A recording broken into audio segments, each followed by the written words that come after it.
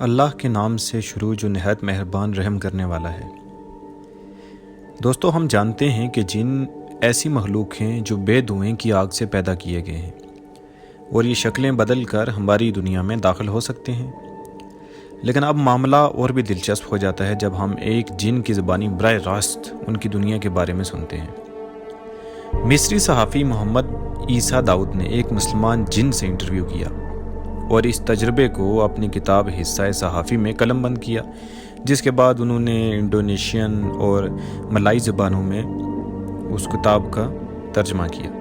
یہ بات قابل غور ہے کہ جن کی طرف سے بتائی گئی معلومات کو حتمی طور پر سچ نہیں سمجھنا چاہیے۔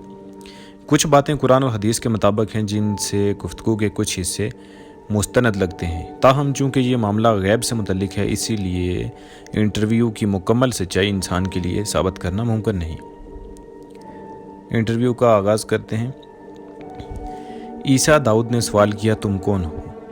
جن نے جواب دیا، میرا نام ابن کنجور ہے اور میں اصل میں بمبئی سے آیا ہوں۔ عیسیٰ نے پوچھا، تمہاری عمر کیا ہے؟ جن نے تھوڑی دیر رک کر گہرائی سے عیسیٰ کو دیکھا، گویا اس کے خیالات اور ارادوں کو جانچ رہا ہو۔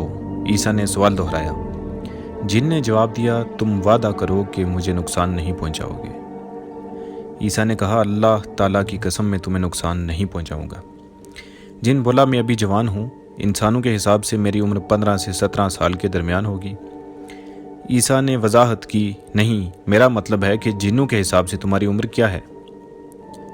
اس پر جن نے کہا، میری عمر 180 سال ہے، جو جنوں کی دنیا میں کم سمجھی جاتی ہے۔ عیسیٰ نے پوچھا، تمہارے والد زندہ ہیں؟ جن نے جواب دیا، نہیں، وہ ایک طاقت کی جنگ میں مارے گئے۔ ان کا نام ہد تھا اور ان کی عمر 950 سال تھی۔ میرے پردادا آسمانوں میں گفتگو سننے کی کوشش میں مارے گئے۔ وہ آگ کے شعلے سے جھلس گئے اور ان کی عمر تقریباً 1000 سال تھی۔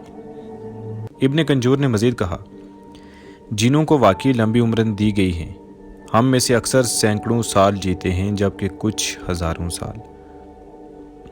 عیسیٰ حیرت سے بولا، ہزاروں سال؟ جن نے کہا، ہاں، ہم میں سے کچھ 3000، 4، 5، حتیٰ کہ 6000 سال تک زندہ رہتے ہیں، یہاں تک کہ کچھ 7000 سال کے بھی ہیں، اگرچہ ان کی تعداد کم ہے۔ لیکن شیطانوں میں سے بعض ایسے ہیں جیسے ایل، جو قدیم وقتوں سے زندہ ہیں، جیسے آس، اور اسی طرح ابلیس کے 5 بیٹے جو آج بھی زندہ ہیں۔ اب اس پر قرآنی تصدیق دیکھ لیتے ہیں۔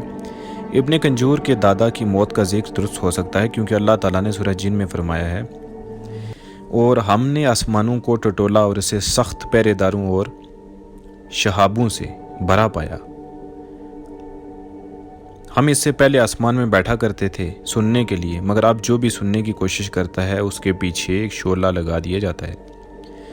یہ آیت اس بات کی تائید کرتی ہے کہ جن آسمانی فیصلے سننے کی کوشش کرتے تھے اور ان پر آگ برسائی جاتی تھی۔ ایک صحیح حدیث میں بھی وضاحت ہے کہ نبی علیہ السلام نے فرمایا، یہ آگ کے شعلے جنات کے پیچھے جاتے ہیں جب وہ علم چرانے کی کوشش کرتے ہیں۔ قرآن اور حدیث اگرچہ جنات کی عمر کا واضح ذکر نہیں کرتے، مگر دیگر روایات سے پتہ چلتا ہے کہ جن طویل عمریں رکھتے ہیں۔ حضرت عمر بن عبدالعزیز نے ایک سانپ کو دفن کیا تھا جو دراصل ایک جن تھا، اور وہ نبی علیہ السلام سے قرآن سنا کرتا تھا۔ یہ بھی یاد رہے کہ شیطان جو جن ہے، حضرت آدم علیہ السلام کی تخلیق سے پہلے موجود تھا۔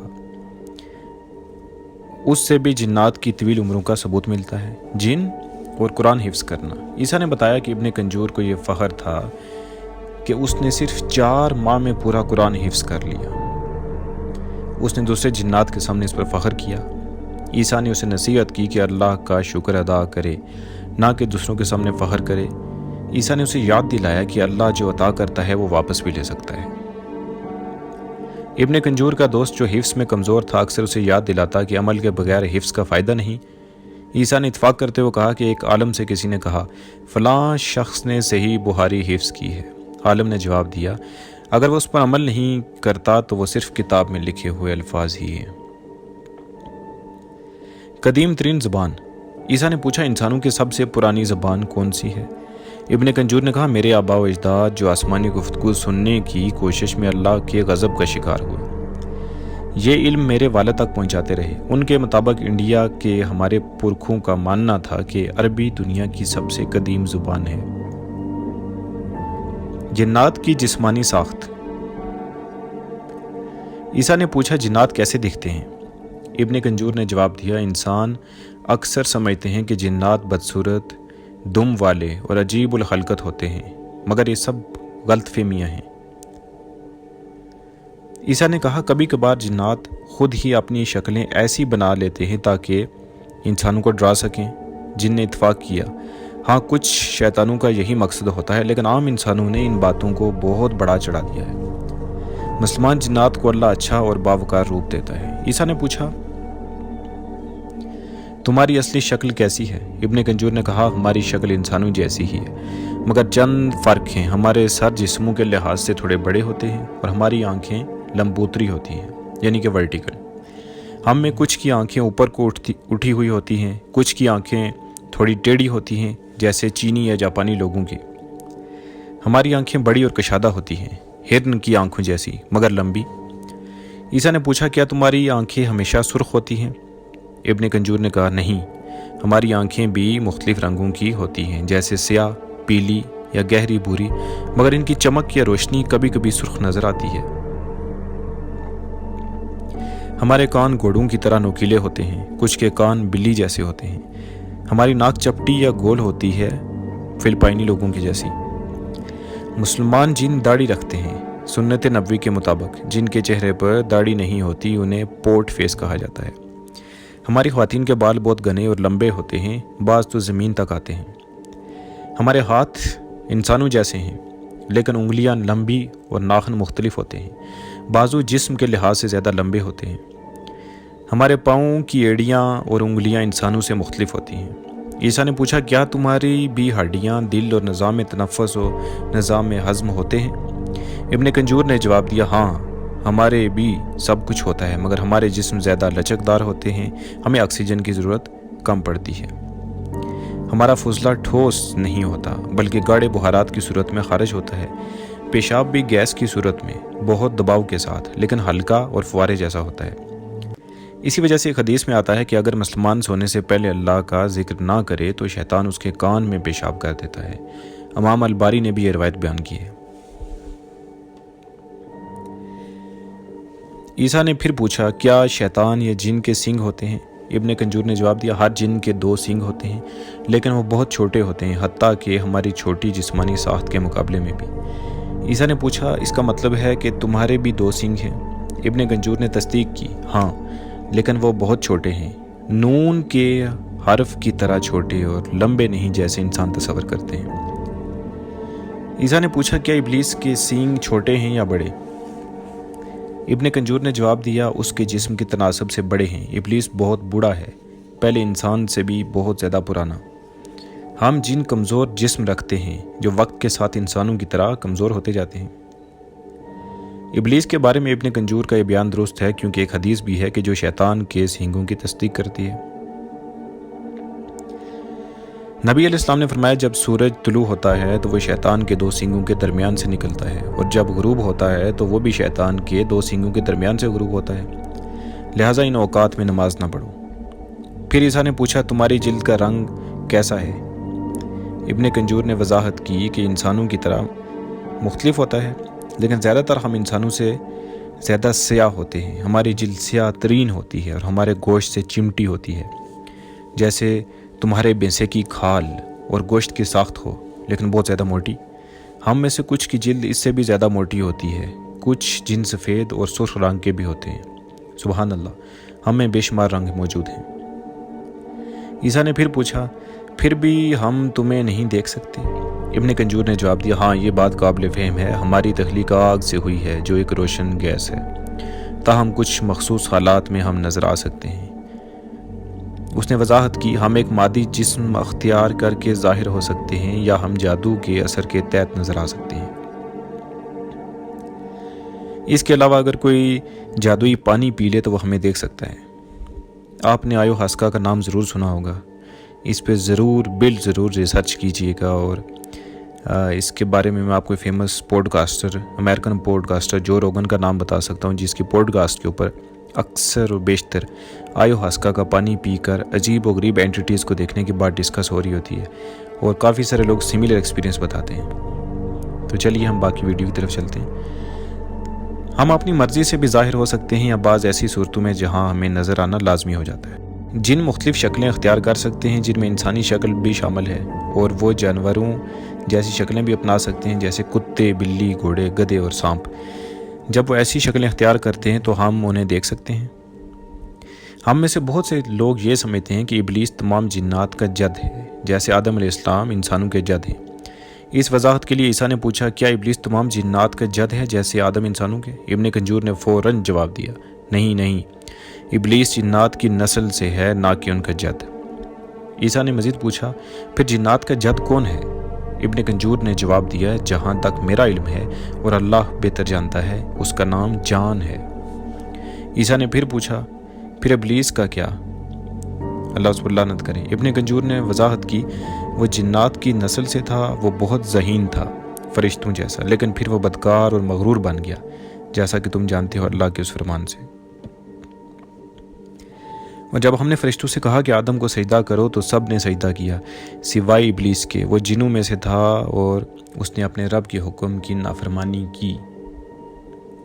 जिन्नात कहाँ रहते हैं? जिन्नात ने पानी पर अपने ज़्यादातर शहर और हुकूमती मराकज़ कायम किए हैं, फिर भी कुछ शहर और हुकूमती मराकज़ समुद्रों और दरियाओं की गहराइयों में भी हैं। इसके अलावा वो वसी सहरा, दूर दराज जगहें, पहाड़, घाटियाँ, गारें और जंगलात में भी रहते हैं। उनमें से कुछ इंसानों के घरों की छतों और कमरों में रहते हैं, कुछ हमारे घरों को मुस्तकिल रिहाइश बना लेते हैं, चाहे वो कमरे हों या राहदारियाँ। कई शयातीन बैतुल खला, नाले और गंदे मकामात में भी रहते हैं। जिन्नात के भी मज़ाहिब हैं, कुछ यहूदी हैं, कुछ ईसाई और कुछ मुसलमान। ईसाई जिन्नात ईसाइयों के घरों में रहते हैं, हालांकि वो ज़्यादातर चर्च में रहना पसंद करते हैं। यहूदी जिन्नात यहूदियों के घरों और इबादत गाहों में रहते हैं, वो एक दूसरे पर असरअंदाज होते हैं।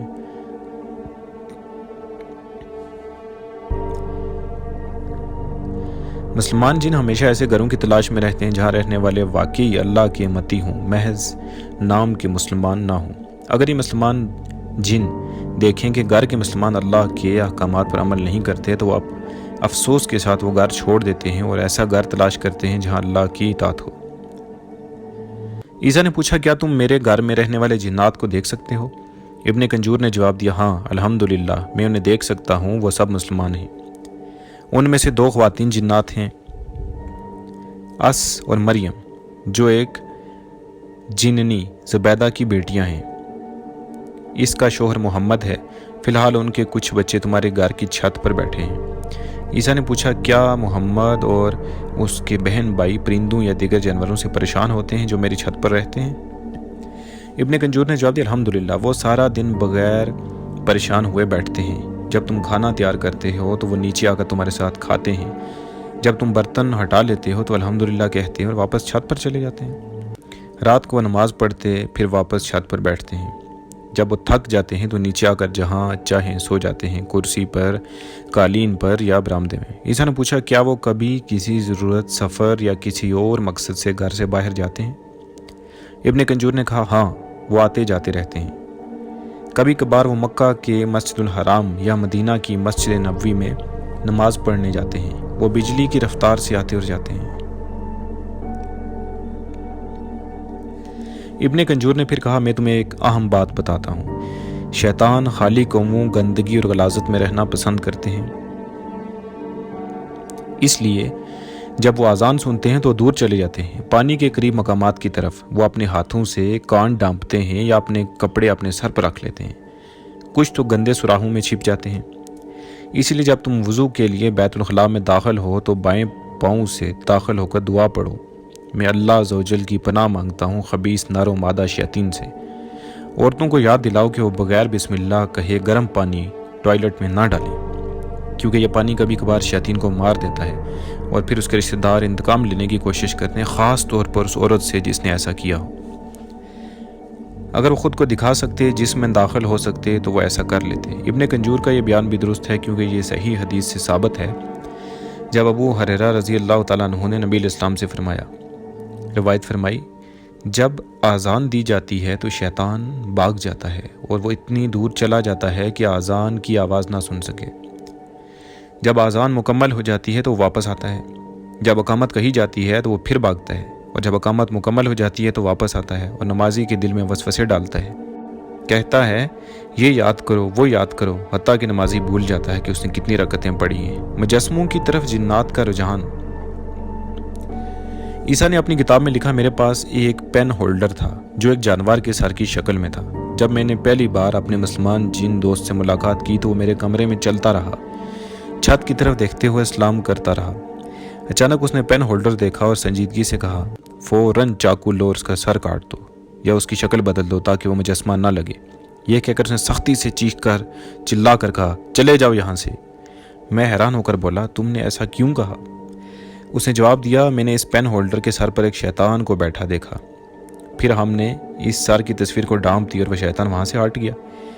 میرے مسلمان جن دوست نے کہا، نبی علیہ السلام نے فرمایا، قیامت کے دن سب سے سخت سزا ان لوگوں کو ہوگی جو ایسی تصاویر بناتے ہیں۔ یہ ان تصویروں اور مجسموں کے بارے میں ہے جو جانداروں کی ہوں۔ انہوں نے مزید کہا، فرشتے اس گھر میں داخل نہیں ہوتے جس میں تصویریں یا مجسمے ہوں۔ میں نے پوچھا، کیا تصاویر فوٹوز بھی ہیں؟ اس نے جواب دیا، ہاں وہ بھی شیاطین کو اپنی طرف کھینچتی ہیں، لہٰذا انہیں دیواروں پر نہ لٹکاؤ اور نہ انہیں کھلا چھوڑو۔ اگر وہ میگزین یا کتاب میں ہوں تو ان صفحات کو پلٹ دو تاکہ تصاویر نظر نہ آئیں۔ یہ بات بھی سچ ہے کیونکہ نبی علیہ السلام نے فرمایا، جبرائیل میرے پاس آئے اور کہا، میں کل رات تمہارے پاس آیا تھا لیکن اندر داخل نہ ہو سکا کیونکہ دروازے پر تصویریں تھیں۔ گھر میں تصویروں والا پردہ تھا اور گھر میں کتا بھی تھا، لہٰذا حکم دو کہ تصویر کے سر کو کاٹ دو تاکہ وہ درخت کی مانند ہو جائے، پردے کو کاٹ کے تکیے بنا دو جن پر لوگ پیر رکھیں، اور کتے کو گھر سے باہر نکال دو۔ پھر عیسیٰ نے اپنے گنجور سے پوچھا، جو تم نے جنات کو کھینچنے والے مقناطیس کی بات کی، کیا وہ واقعی مقناطیس ہے یا صرف ایک مثال ہے؟ اس نے سنجیدگی سے جواب دیا، نہیں، یہ واقعی ایک حقیقی مقناطیس ہوتا ہے۔ در حقیقت شیطان اسے ایسے سونگھتا ہے جیسے تم خوشبو سونگھتے ہو، وہ اسے بہت دور سے دیکھ لیتے ہیں۔ جب ہم سائنسی نقطہ نظر سے دیکھتے ہیں تو ہر چیز بشمول مجسمے اپنی مادی ساخت اور درجہ حرارت کی بنیاد پر برقی مقناطیسی شعاعیں خارج کرتے ہیں۔ پتھر، سنگ مرمر اور دھات جیسے مواد جو اکثر مجسموں میں استعمال ہوتے ہیں مخصوص جوہری ساخت رکھتے ہیں جو مخصوص برقی مقناطیسی فریکوینسی خارج یا منعکس یا جذب کرتے ہیں جو روشنی، آواز یا حرارت سے آ سکتی ہے۔ یہ شعاعیں ایک مخصوص EMF برقی مقناطیسی میدان دستخط یا سگنیچر بناتی ہیں جو مجسمے کے لیے ایک یونیک چیز ہوتی ہے۔ جیسا کہ ہم جانتے ہیں جن آگ کے بغیر دھوئیں سے بنی مخلوق ہیں، اس سے ظاہر ہے کہ ان کا وجود مادے کی بجائے توانائی سے زیادہ قریب تر ہو سکتا ہے۔ اگر ہم شارک جیسے جانداروں سے موازنہ کریں جو خاص اعضاء کے ذریعے برقی سگنیچرز کا پتہ لگاتے ہیں، تو جن بھی قدرتی طور پر EMF یا شعاعوں کو محسوس کرنے کی صلاحیت رکھتے ہوں گے، چونکہ وہ آگ جیسی توانائی سے بنے ہیں، وہ مخصوص شعاعوں کے ساتھ ہم آہنگ ہو سکتے ہیں۔ ایسی اشیاء جو منفرد EMF خارج کرتی ہیں، جیسے شارک ایمپولی یا فلورینزینی کے ذریعے برقی سگنیچرز کو محسوس کرتی ہے، ویسے ہی جن بھی لطیف EMF یا شعاعوں کو محسوس کر سکتے ہیں۔ یہ صلاحیت انہیں ایسے اجسام کی شناخت کرنے کی اجازت دے گی جن کی توانائی کی خاص پہچان ہو، جیسے کہ مجسمے۔ مزید برآں کچھ کیڑے اور جانور میلوں دور سے کیمیکل سگنلز جیسے فیرومونز کو محسوس کرتے ہیں۔ یہ سگنلز شعاعوں کی مانند انسانی آنکھ سے پوشیدہ ہوتے ہیں لیکن تعامل کے لیے نہایت اہم ہوتے ہیں، جن کا مجسموں کی طرف متوجہ ہونا ایک ہم آہنگی کے عمل کے طور پر تصور کیا جا سکتا ہے، جہاں مجسمے کی منفرد توانائی اور شعاعیں ساخت جن کی حساسیت سے میل کھاتی ہیں۔ مزید برآں نبی علیہ السلام نے بار بار مجسموں کو توڑنے کا حکم دیا۔ جب مکہ فتح ہوا تو نبی علیہ السلام نے حضرت سیدنا خالد بن ولید رضی اللہ تعالیٰ عنہ کو نخلا نامی مقام پر بھیجا، جہاں العزا نامی بت قریش اور کنانہ کے قبائل کی طرف سے پوجا جاتا تھا۔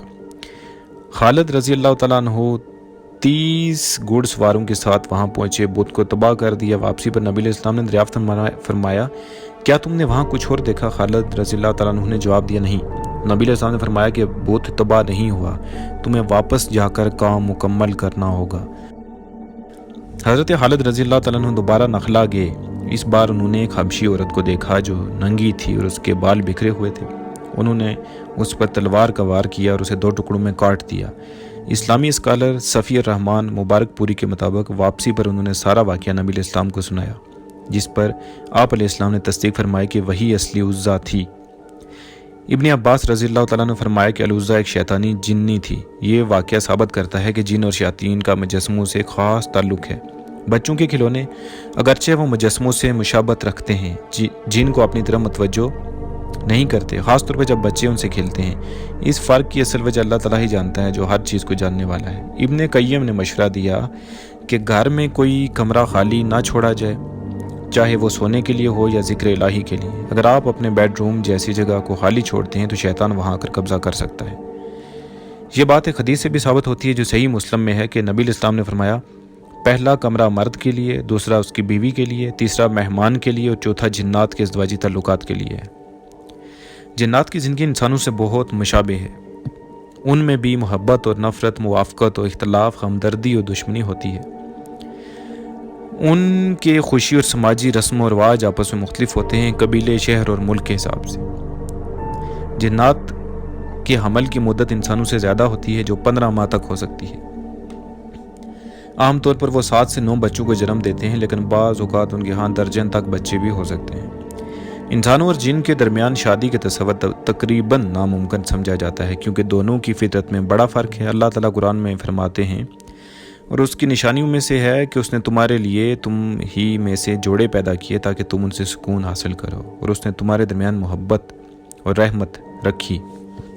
یہ آیت جن اور انسان دونوں پر لاگو ہوتی ہے اور اس بات کو واضح کرتی ہے کہ انسانوں کا جوڑا انسانوں سے اور جنات کے جنات سے ہونا چاہیے۔